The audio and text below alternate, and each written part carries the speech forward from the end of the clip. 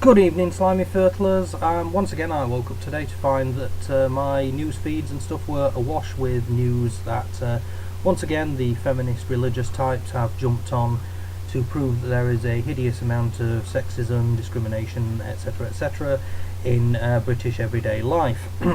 This news comes courtesy of the BBC having to publish its basically how much it pays, to everybody that appears on the network, which is part of the royal charter that they've been granted, the newest royal charter.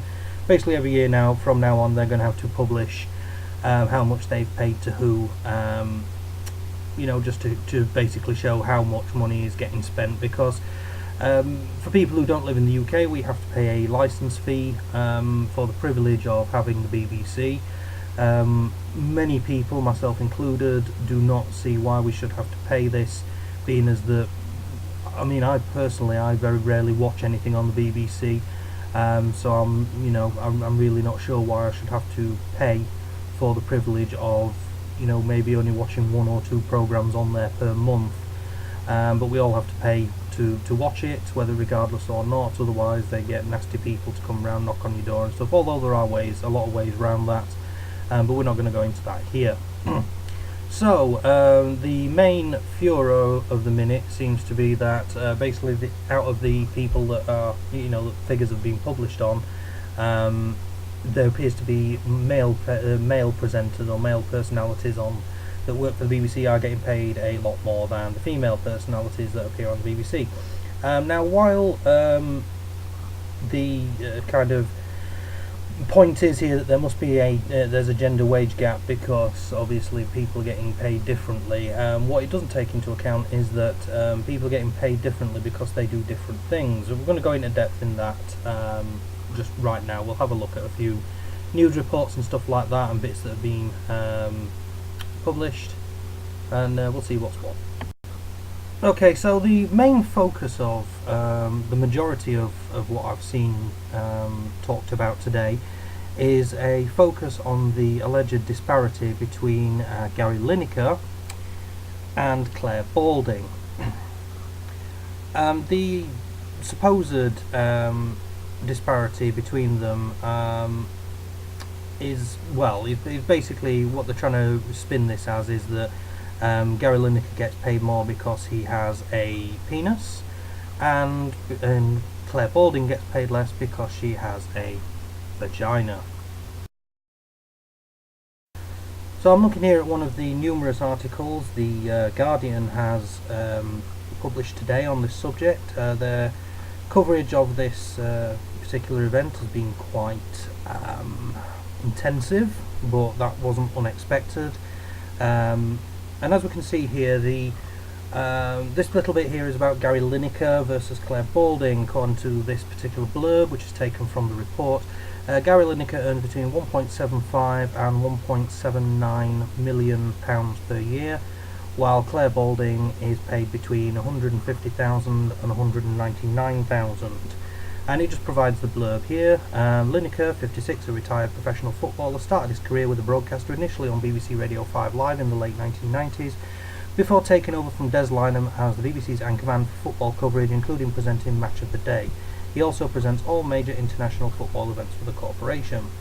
Clare Balding, on the other hand, started with the BBC as a trainee in 1994, making her TV debut in 1995 at Royal Ascot. She went on to report and present coverage for major sporting events including 6 Olympic Games, horse racing, Wimbledon tennis tournament, and BBC Sports Personality of the Year. So they're getting paid to do different jobs. Clare Balding does not present Match of the Day. Clare Balding doesn't present the football coverage, and unfortunately these things that Gary Lineker presents are drawing a hell of a lot more viewers than any of the stuff that Clare Balding presents. Clare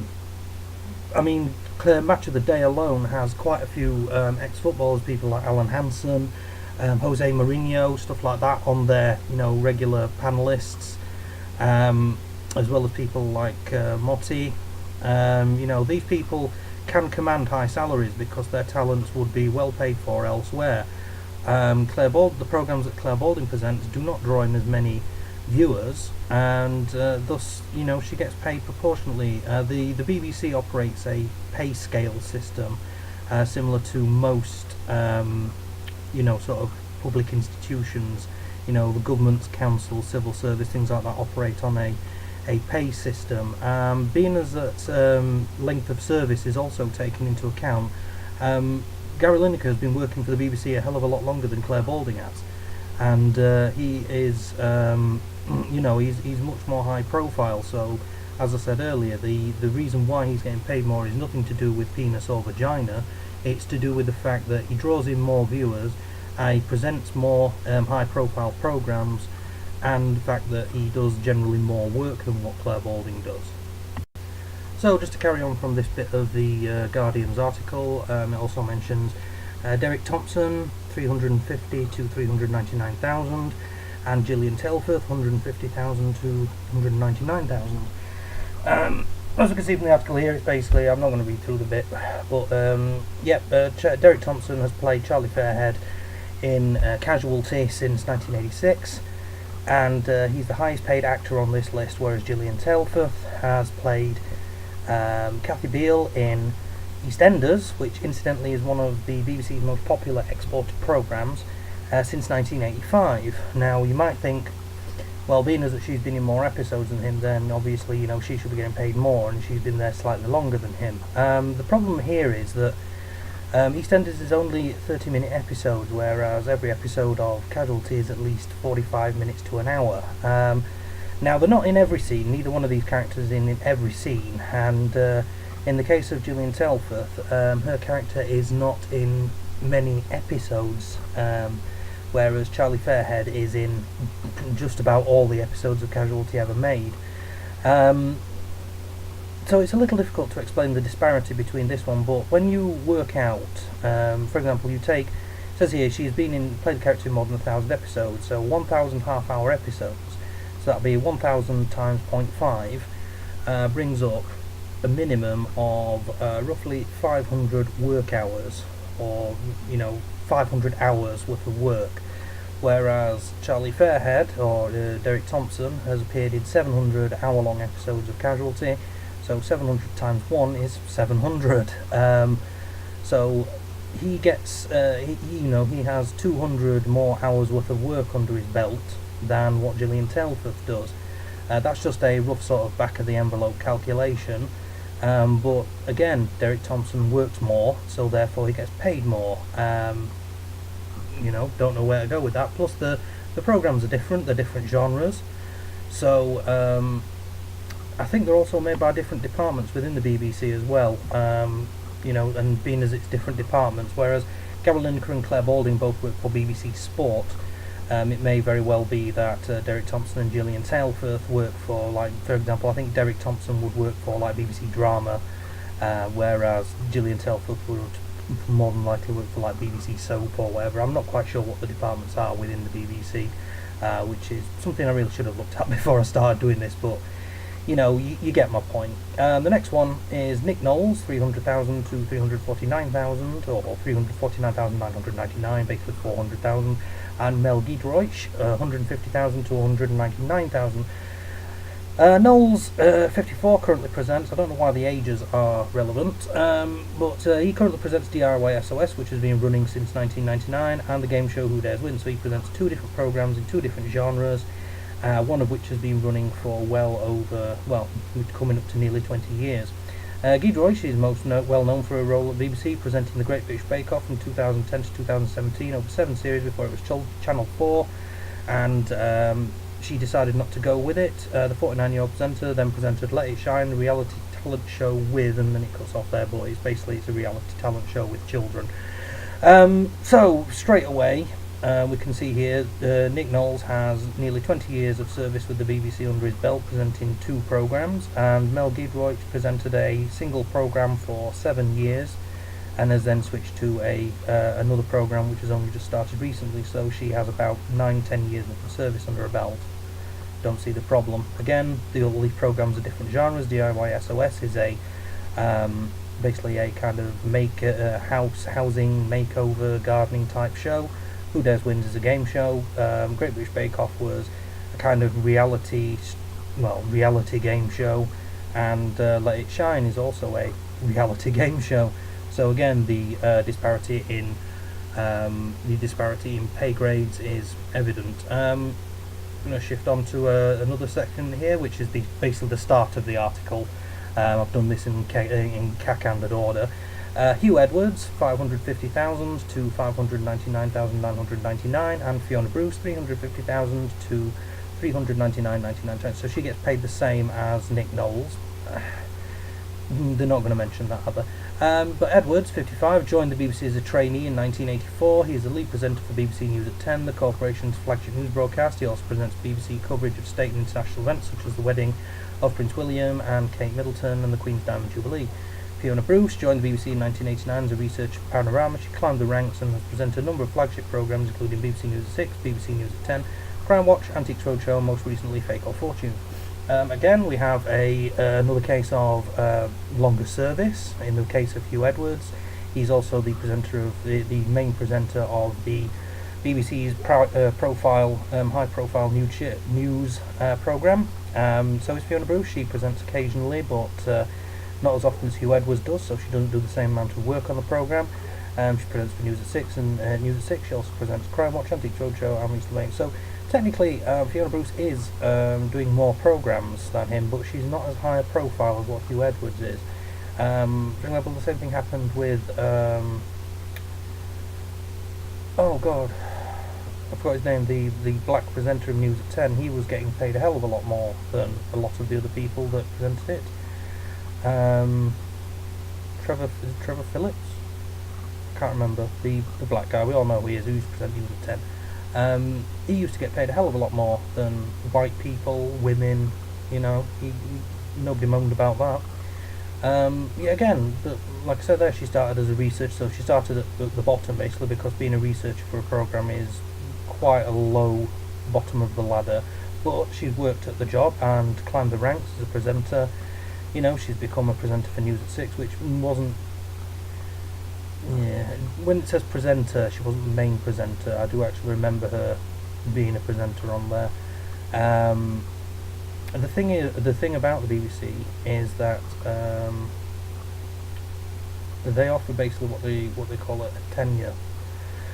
Basically, once you've worked there for so long, they will keep you on and find you a job, whereas ITN doesn't. And ITN is basically on merit and whether you're good at the job or not, whereas BBC likes to keep hold of people, basically like to give them job security and stuff like that, which is, kind of the thing in public institutions. But again, we've got somebody who has a higher profile, higher audience draw,